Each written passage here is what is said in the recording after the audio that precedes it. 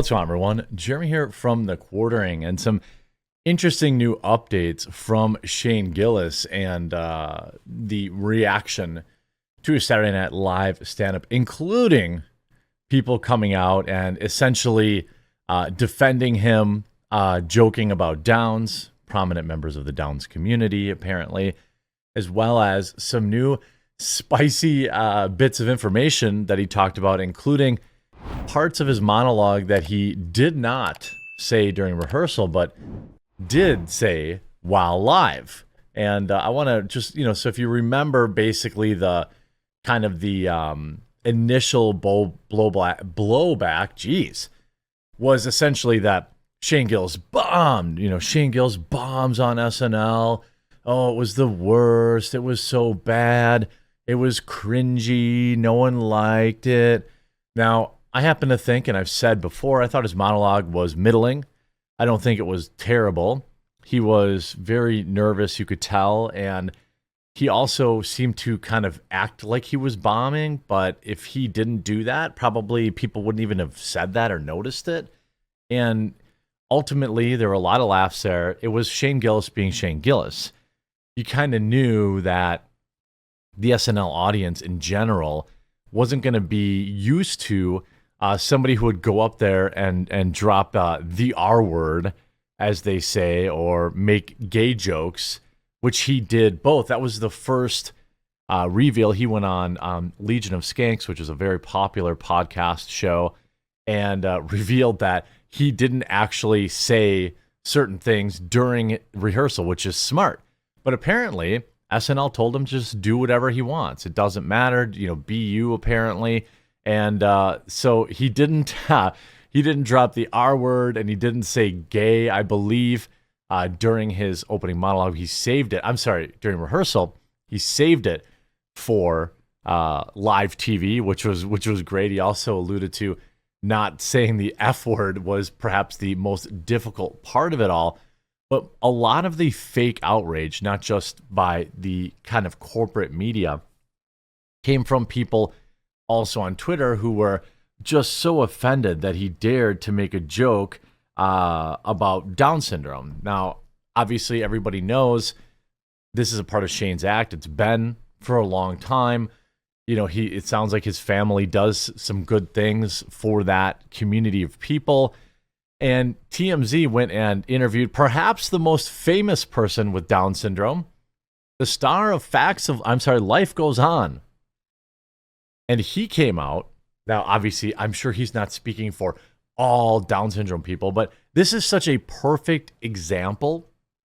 I wanted to make a follow-up video to this because it's such a perfect example of faux outrage. A bunch of, middle-aged, perpetually offended white women and people with brightly colored hair were like, oh my God, he said he made a joke about Down syndrome. Well, the star of Life Goes On, I don't know, depending on how old you are or not, I think I'm just a little too young. I know the show was on when I was a kid, but I think I was too young to be watching. Essentially, it was a family show about having a kid with Down syndrome and other things, And Chris Burke now came out to defend Shane Gillis over his polarizing monologue. And again, the only people calling it polarizing is kind of mainstream media. He's got no issues with Shane making those jokes. The Life Goes On star tells TMZ people with Down syndrome are just like everybody else and shouldn't be excluded from being joked about by comedians. Based. That's what, we've been saying forever. Essentially, it's like, what do you want? We can't have protected groups when it comes to comedy, all right? Am I going to outright make a lot of jokes about people with Downs? Probably not. Do I think Shane Gillis looks like he actually was nicked by it, as he says? Yeah, he kind of does. But, I think when the media and, people online are trying to be offended all the time, they forget that context and intent matter. And while Shane Gillis is not, his intent is not to disparage that community, I think, moreover, it actually humanizes that community. And I'm going to get to it a little bit later. There's a whole article now that the conservative media space is putting out there saying that the real reason the left was mad, we're going to get to that in a second. Shane spent a majority of his 8-minute monologue poking fun at his own family, including a niece with Downs, and mostly glossed over the 2019 scandal that got him fired. It really wasn't a scandal. Some old spicy podcast came out where he was making some edgy jokes, and right after he got hired, they fired him. That was it. Chris, that's somebody who has Down syndrome, says people shouldn't pass judgment on Shane just because no one knows how he dealt and coped with having a niece with Downs. As a result, Chris feels Shane isn't making these jokes out of ignorance. In fact, Shane's joke kind of jibe with what Chris is saying. Sorry. While some people were naturally turned off, Chris seems to see the positives. At the very least, he says Shane's monologue helped start a conversation about Down syndrome, and people living with the condition are normal folks who can experience all aspects of life, including being joked about. Now, this is perhaps a different take that came out yesterday from the Federalist, which perhaps could shine some light on why the left is so upset about it. So this article by Kylie Griswald writes, Shane Gillis destroys pro-abortion monsters who like to end babies when they have Down syndrome. In a matter of minutes, Shane Gillis definitely put to bed one of the most nefarious lies in those that are pro-abortion, that ending babies with Downs is a merciful thing to do. Now, that is not an argument that I've often seen propagated up at the top, but I have seen it mentioned more than a few times when it comes up. Oh, what if you have a baby with developmental disorder? What do? Well, you be a mother or father to that child. I mean, that is very, very simple.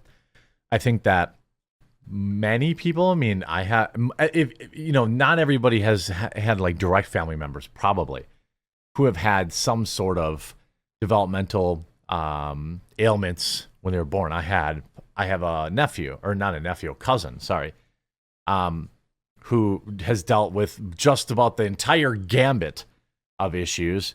And, for me growing up, knowing him, it's not like we were best friends hanging out every day, but it did kind of put things in perspective to me. And I'm pretty sure if you would ask him, even though his life has been incredibly difficult, he's probably happy he's alive. But interesting take here is for Gillis, surrounded by the unfunny scolds who fired him in 2019, in part for making the type of joke that's always been funny, that meant doing jokes about Downs.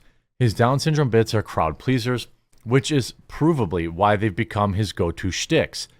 He delivered Downs jokes at the show in Madison, Wisconsin last month to uproarious laughter, and clips of his Uncle Danny impression have gone viral on social media. They're hilarious. They're also spot on.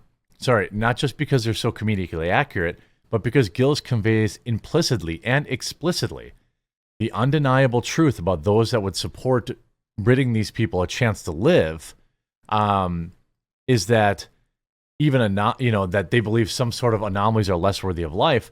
In Gillis's words, literally, there's zero difference between them and us. And he would know. He's got at least an uncle and a niece with the diagnosis. His family even opened a coffee shop in his hometown that employs people with Downs, and the line of customers is apparently at the door every day. That's part of the joke, obviously. In a matter of minutes, Gillis definitely put to bed one of the most nefarious lies of people that support this practice, and that basically if you have Downs, there's no possible way you could have quality of life. No, it isn't safe and rare. Sadly, it's become the norm, even encouraged. Ending these children because they have imperfections is the definition of eugenics, which I suppose is fitting that Margaret Sanger, the founder of the Planned Parenthood, was pretty outspoken about her eugenic views. As Gillis acknowledges, yes, the diagnosis can be scary at first, but it doesn't have to be the end of the road. Anybody who knows somebody with Downs can confirm that they are not only are they truly doing better than everybody else, and the ones having a good time pretty consistently, they do add joy and laughter and love to everyone around them. like any good comedy, Gillis's jokes were only funny because they were true. And after, in the wake of his SNL appearance, I think he's been pretty humble after that appearance. Again, it could be, could it have gone better? Was every sketch perfect? No. Apparently, the writer that he brought, they didn't get any sketches through. I guess they didn't, lobby for them hard enough. But that's not stopping. Netflix is now betting big on Shane Gillis since he's apparently okay now. Seethe more, AV Club. Appearing on Saturday Night Live can help you become president, but not appearing on Saturday Night Live has plenty of benefits of its own. Morgan Wallen's career is much bigger now than it was before he got booted from a musical guest gig for not wearing a mask in public in 2020. A scandal that was soon overshadowed by a bigger one that everyone else quickly forgot about it. And now it seems to be coming up Shane Gillis. Now everything seems to be coming up Shane Gillis. Excuse me. After getting a spot on the SNL cast in 2019 and then losing it 4 days later, he's back and he's having massive success. In a sense, getting fired from SNL got him on SNL, and now it's getting him even more. According to The Hollywood Reporter, Netflix has signed a deal with Gillis to give him his own show and a second stand-up special, with the first Beautiful Dogs released last year. The show, called Tires, is based on a plot that Gillis has posted to YouTube. It doesn't appear to be available anymore, at least in full. And it's about a nervous and unqualified heir to an auto chain repair store. It's Cope and Seethe. Essentially, this is just another article of Cope and Seethe. Vulture puts out Anatomy of a Fail, Slate, the paradox of Shane Gillis. The recent Saturday Night Live host comedy is broad, affable, and far from edgy. So why is he hailed as an anti-wokeness warrior? Because you wrote this article, you loser. Because there's been 100 articles written about, how it was such a terrible thing. What exactly did SNL prove by bringing Shane back? These people can't stop seething about it. Am I a big stand-up comedy guy in 2024? Not really, but I used to be. And maybe, just maybe, Shane Gillis' success means there's hope for the future. I hope you enjoyed this video. If you did, make sure to leave a like on it. And if you haven't yet, please do give me a follow or subscribe down below, and we'll talk to you again real soon.